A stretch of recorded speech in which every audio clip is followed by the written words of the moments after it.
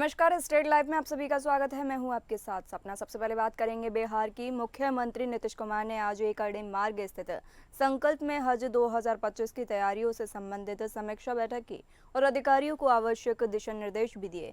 बैठक में अल्पसंख्यक कल्याण विभाग के सचिव मोहम्मद सोहेल ने प्रस्तुतिकरण के माध्यम से हज 2025 की व्यवस्थाओं के संबंध में विस्तृत जानकारी दी। इस दौरान उन्होंने जिलावार हज यात्रियों की संख्या, एम्बार्केशन पॉइंट, हज यात्रियों को दी जाने वाली सुविधाओं के संबंध में जानकारी दी। उन्होंने बताया कि अल्पसंख्यक कल्याण विभाग बिहार सरकार के द्वारा हज यात्रियों को सभी सुविधा प्रदान करने की तैयारियां की जा रही हैं। इस वर्ष देश के 10 अलग अलग हवाई अड्डों से बिहार के हज यात्रियों को हज यात्रा पर भेजा जाएगा। विभिन्न जगहों पर बिहार के हज यात्रियों के लिए की गई व्यवस्था की देखरेख के लिए वरिष्ठ अधिकारियों के अधीन टीम की प्रतिनियुक्ति की गई है। समीक्षा के दौरान मुख्यमंत्री ने कहा कि हज यात्रियों के लिए हज यात्रा के दौरान एयरपोर्ट तक जाने के पूर्व आवासन, भोजन, आवागमन इत्यादि के लिए सभी सुविधा सरकार राज्य की ओर से प्रदान की जा रही है। सभी मूलभूत सुविधाओं की बेहतर व्यवस्था करें ताकि हज यात्रियों को किसी भी प्रकार का कष्ट न हो और उनकी यात्रा सुगमता पूर्वक संपन्न हो सके।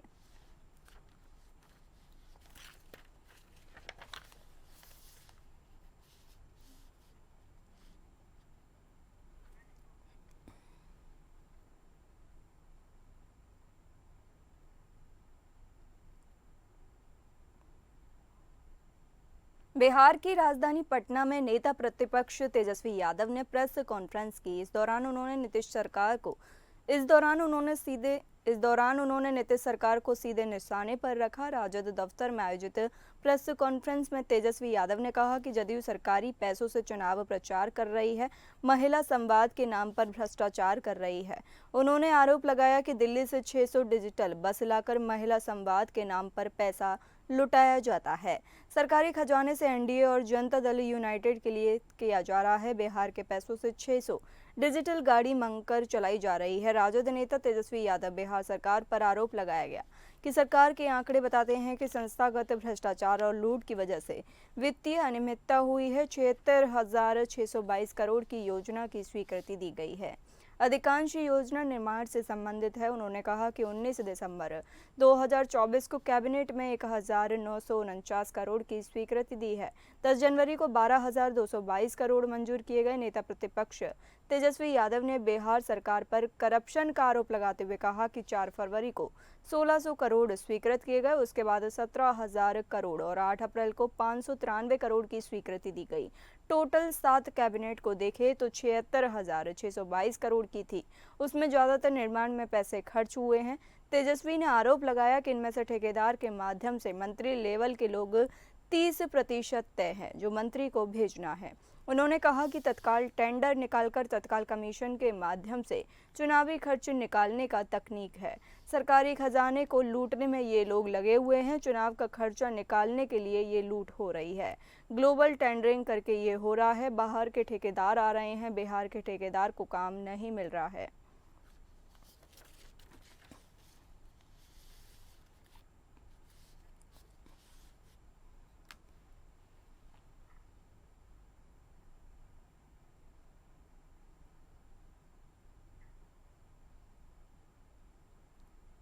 वक्फ संशोधन विधेयक। राजद के राज्यसभा सांसद मनोज झा ने पटना के स्थित राजद कार्यालय में प्रेस कॉन्फ्रेंस को संबोधित करते हुए कहा, सुप्रीम कोर्ट के निर्णय का पार्टी स्वागत करती है। वक्फ विधायक को लेकर बीमार रहने के बावजूद लालू प्रसाद यादव हॉस्पिटल से इस पूरे मामले पर नजर बनाए हुए थे।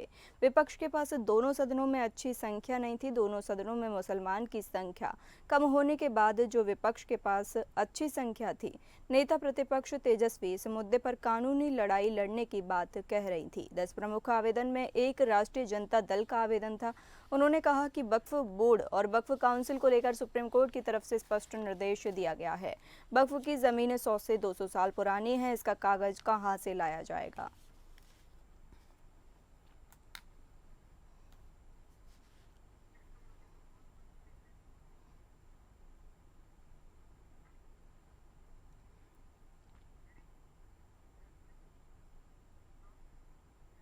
बिहार सरकार के सहकारिता मंत्री प्रेम कुमार ने सुपौल में प्रेस कॉन्फ्रेंस कर कहा कि राज्य में पैसों में कई सुविधाएं दी जा रही हैं।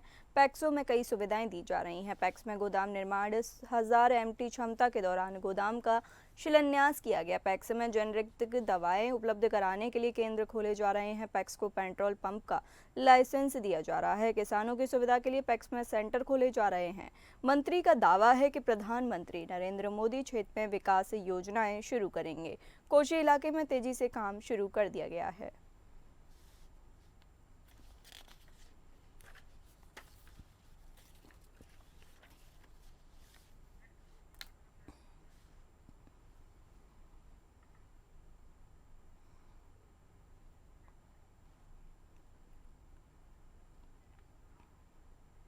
कांग्रेस पार्टी ने बिहार में महिलाओं के लिए एक विशेष कार्यक्रम आयोजित किया। महिला की बात कांग्रेस के साथ शुरुआत की। इस कार्यक्रम के तहत कांग्रेस पार्टी महिलाओं के साथ संवाद स्थापित करेगी और उनकी समस्याओं को समझने का प्रयास करेगी। ये तय हुआ कि कांग्रेस पार्टी महिलाओं को उनके अधिकारों और सशक्तिकरण के लिए काम करेगी। 2 दिवसीय महिला शिविर की शुरुआत हुई है, जिसमें महिलाओं के साथ चर्चा की जाएगी। कांग्रेस पार्टी घोषणा नई न्याय पत्र तैयार कर रही है, जिसमें महिलाओं के हितों को ध्यान में रखा जाएगा। कांग्रेस पार्टी महिलाओं के अधिकारों की रक्षा के लिए काम करेगी और भाजपा की डबल इंजन सरकार द्वारा महिलाओं को ठगने के खिलाफ आवाज उठाएगी। अलका लांबा ने कहा कि महिला कांग्रेस की भूमिका महिला कांग्रेस महिलाओं के अधिकारों की रक्षा के लिए काम करेगी और भ्रष्ट सरकार को घेरने का काम करेगी। कांग्रेस पार्टी महिलाओं के मानदेय में वृद्धि करने का काम करेगी। Sanitary vending machine Congress party ने बिहार के 2 जिलों में सैनिटरी वेंडिंग मशीन लगाने का काम किया है, जिससे महिलाओं को रोजगार और सैनिटरी पैड उपलब्ध हो रहा है।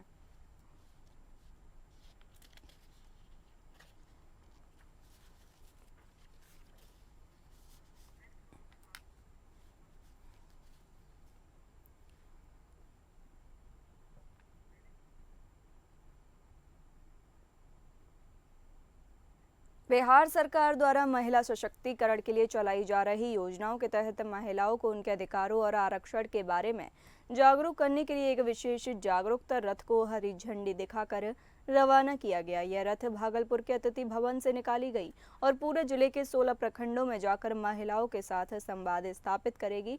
महिला आरक्षण की मुख्य बातें हैं: पंचायती राज संस्थाओं और नगर निकायों में 50% आरक्षण, शिक्षक नियुक्ति में 50% आरक्षण, बिहार पुलिस और सरकारी सेवाओं में 35% आरक्षण, खेल विश्वविद्यालय, अभियंत्रण और चिकित्सा महाविद्यालय में 33% आरक्षण। जागरूकता रथ के उद्देश्य हैं: महिलाओं को उनके अधिकारों और आरक्षण के बारे में जागरूक करना, महिलाओं के साथ संवाद स्थापित करना और उनकी राय लेना, महिला सशक्तिकरण के लिए सरकार की योजनाओं के प्रभाव का मूल्यांकन करना।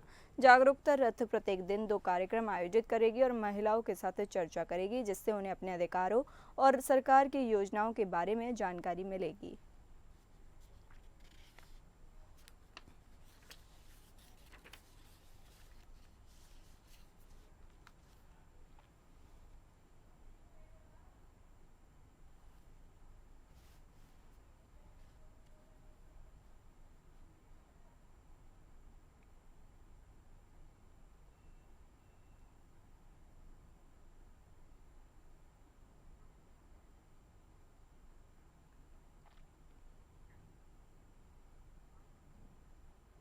नेशनल हेराल्ड मामले को लेकर सुपौल में सियासी घमासान तेज हो गया है। सदर प्रखंड मुख्यालय स्थित गांधी मैदान से शुरू हुआ भारतीय जनता पार्टी युवा मोर्चा का प्रदर्शन देखते ही देखते उग्र रूप ले लिया।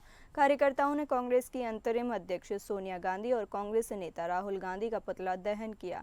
बीजेपी युवा मोर्चा के कार्यकर्ताओं का काफिला जैसे ही कांग्रेस कार्यालय के पास पहुंचा, वहां पहले से मौजूद कांग्रेसी कार्यकर्ता सड़क पर उतर आए। देखते ही देखते दोनों पक्ष सामने आमने आ गए और विवाद ने हिंसक रूप ले लिया। मामला इतना बढ़ गया कि दोनों ओर से जमकर लाठी डंडे चलने लगे। स्थिति तनावपूर्ण होती देख पुलिस प्रशासन को हस्तक्षेप करना पड़ा। प्रशासन ने मौके पर पहुंचकर दोनों पक्षों को किसी तरह शांत कराया और हालात को नियंत्रित किया। वहीं मीडिया से बातचीत करते हुए बीजेपी और कांग्रेस से दोनों ही पक्षों ने एक दूसरे पर आरोप प्रत्यारोप लगाए। बीजेपी युवा मोर्चा का कहना है कि नेशनल हेराल्ड घोटाले में कांग्रेस नेताओं की संलिप्तता देश की जनता के साथ धोखा है, इसलिए पुतला दहन कर विरोध जताया गया। वहीं कांग्रेस कार्यकर्ताओं का कहना है कि यह प्रदर्शन सिर्फ राजनीतिक बदले की भावना से प्रेरित है और बीजेपी जनता का ध्यान भटकाना चाहती है। फिलहाल सुपौल में माहौल तनावपूर्ण है, लेकिन नियंत्रण में भी बताया जा रहा है। प्रशासन की पैनी नजर इलाके पर बनी हुई है।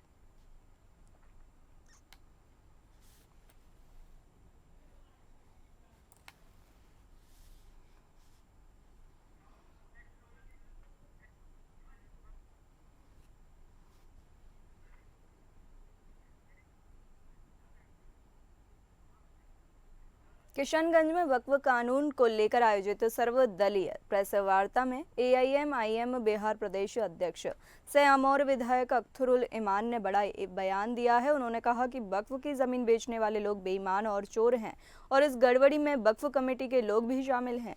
उन्होंने मामले की उच्च स्तरीय जांच की मांग की। इस प्रेस वार्ता में विधायक इजराहारुल हुसैन, इजहार असफी, फयाज आलम और शहाबुल अख्तर समेत कई नेता मौजूद रहे।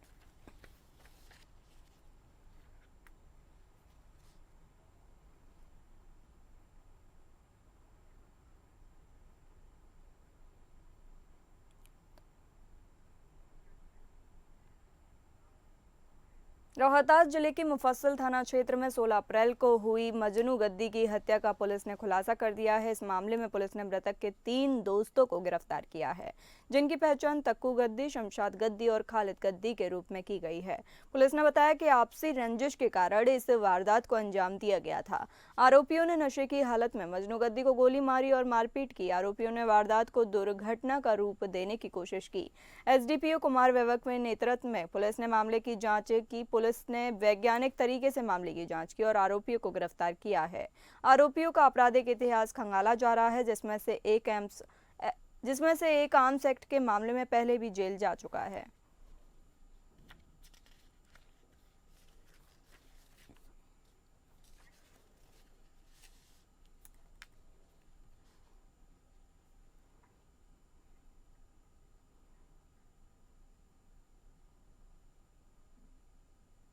रोहतास जिले के नासरीगंज थाना क्षेत्र में एक सन की पति ने अपनी पत्नी सुनीता देवी की गड़ासे से वार कर हत्या कर दी।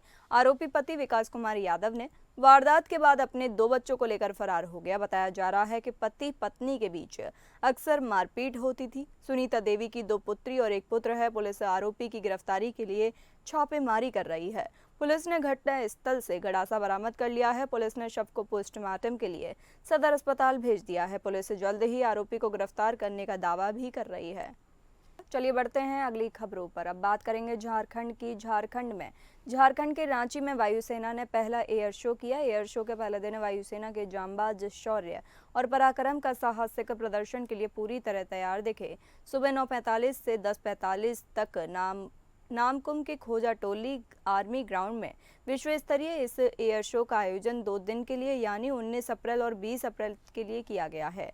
सूर्य किरण एरोबैटिक की टीम द्वारा तैयार की गई इस एयर शो के लिए 10 हॉक विमान रांची पहुंची थी और रांची एयरपोर्ट पर उड़ान भरकर इन विमानों ने अभ्यास के साथ एरिया की मैपिंग की थी। जानबाज वायुसेना के शौर्य और पराक्रम का ये प्रदर्शन देखने के लिए वायुसेना के प्रमुख एपी सिंह भी रांची पहुंचे। केंद्रीय रक्षा मंत्री संजय सेठ ने सभी स्कूल कॉलेज के बच्चों को इसे देखने की अपील की थी। दर्शकों को सुरक्षा के लिए जवानों को पहले से अलर्ट किया गया था। इस एयर शो के चलते 19 और 20 अप्रैल को एयर स्पेस से बंद कर दिया गया। इस एयर शो की वजह से आर्मी ग्राउंड के आसपास तक नो फ्लाई जोन घोषित किया गया, जिसमें ड्रोन, पैराग्लाइडिंग और एयर बैलून पर रोक लगा दी गई।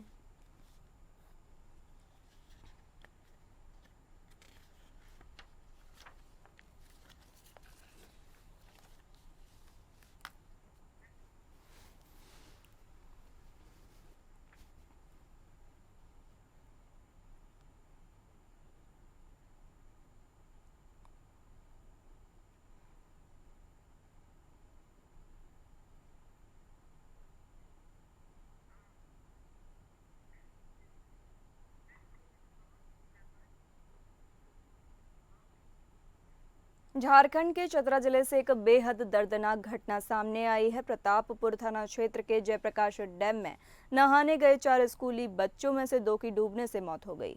मृतकों की पहचान बलवा दोहर गांव निवासी जितेंद्र राय के 13 वर्षीय पुत्र शिव कुमार और भवने गांव निवासी दीपनारायण पासवान के 11 वर्षीय पुत्र पृथ्वी कुमार के रूप में हुई है।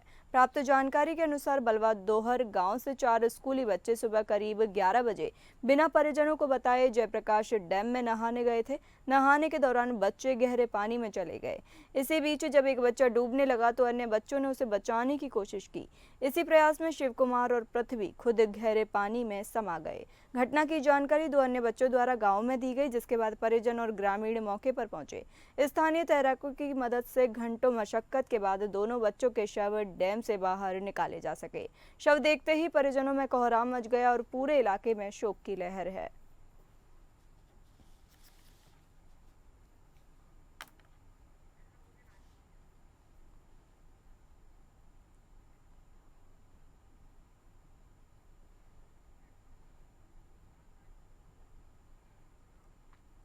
बात करेंगे छत्तीसगढ़ की। छत्तीसगढ़ के मुख्यमंत्री विष्णुदेव साय आज रायपुर स्थित मेडिकल कॉलेज सभागार में आयोजित Chhattisgarh medical services corporation limited के नवनियुक्त अध्यक्ष दीपक महस्क के शपथ ग्रहण समारोह में शामिल हुए।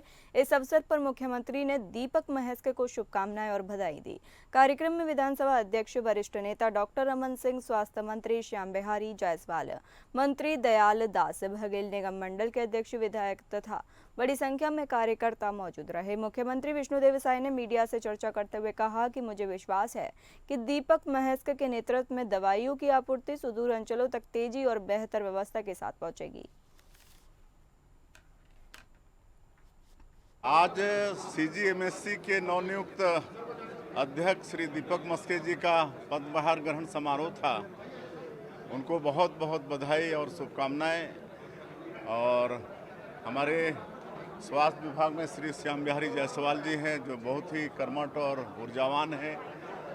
अब जो दवाई सप्लाई का काम है, दूरस्थ अंचलों में हमारे हॉस्पिटलों में दवाई समय पर गुणवत्ता युक्त पहुँचे, इसकी जिम्मेदारी सीजीएमएससी की है। और इसका भी गठन कॉरपोरेशन का, जब हमारी सरकार थी, डॉक्टर रमन सिंह जी मुख्यमंत्री थे, श्री अमर अग्रवाल जी स्वास्थ्य मंत्री थे, तब उसी उद्देश्य से इसका गठन हुआ है।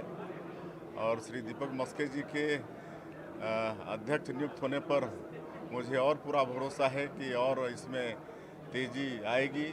और स्वास्थ्य जो मनुष्य के लिए बहुत महत्वपूर्ण सेक्टर है, स्वास्थ्य हम लोग पूरे छत्तीसगढ़ का ठीक कर पाएंगे, ऐसा मुझे पूरा भरोसा है। दुर्ग में राजीव के कांग्रेस भवन में भाजपाइयों द्वारा हुड़दंग और तोड़फोड़ करने के मामले में कांग्रेस नेताओं और कार्यकर्ताओं ने आक्रोश जताया है। उन्होंने एसपी कार्यालय पहुंचकर भाजपा कार्यकर्ताओं पर एफआईआर और गिरफ्तारी की मांग की। उनकी मांगे हैं कि भाजपा कार्यकर्ताओं पर मामला दर्ज कर उन्हें गिरफ्तार किया जाए। हुड़दंग के दौरान मुख्य दर्शक बने पुलिसकर्मियों को निलंबित किया जाए। वहीं कांग्रेस की चेतावनी देते हुए 48 घंटे में एफआईआर और कार्रवाई की मांग की और कहा कि अगर कार्रवाई नहीं हुई तो कांग्रेस उग्र आंदोलन करेगी।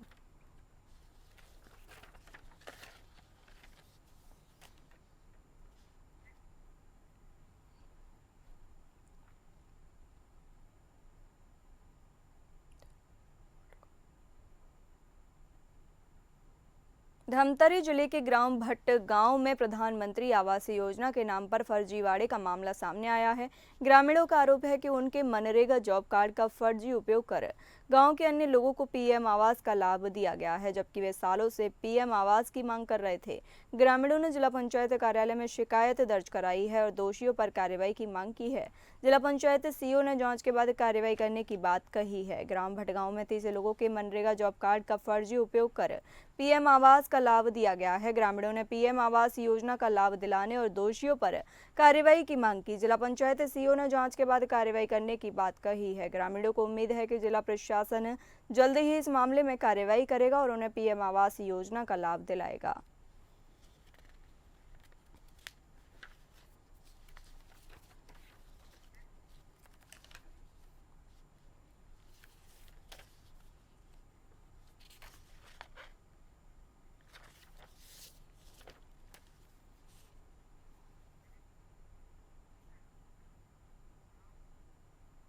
दुर्ग में इन दिनों अपराधियों के हौसले इतने बुलंद हो गए हैं कि वह आम लोगों से मारपीट गुंडागर्दी करने के साथ साथ अब पुलिस पर भी हाथ उठाने से नहीं हिचक रहे। इसी का परिणाम है कि दुर्ग जिले के अंजोरा चौकी के पुलिसकर्मियों के साथ आरोपियों ने जमकर मारपीट की, जिसकी पुलिस मामले जांच कर रही है। वहीं मिली जानकारी के मुताबिक अंजोरा पुलिस चौकी में तैनात 2 आरक्षकों के साथ पुलिस चौकी परिसर में ढाबा से खाना खाकर लौट रहे नशे में चूर 5 युवकों ने जमकर मारपीट कर दी, जिसके बाद पुलिस के वरिष्ठ अधिकारियों को खबर लगते ही रात्रि में ही आरोपियों की तलाश शुरू की गई और सुबह होते होते सभी 5 युवकों को पुलिस ने गिरफ्तार कर लिया था।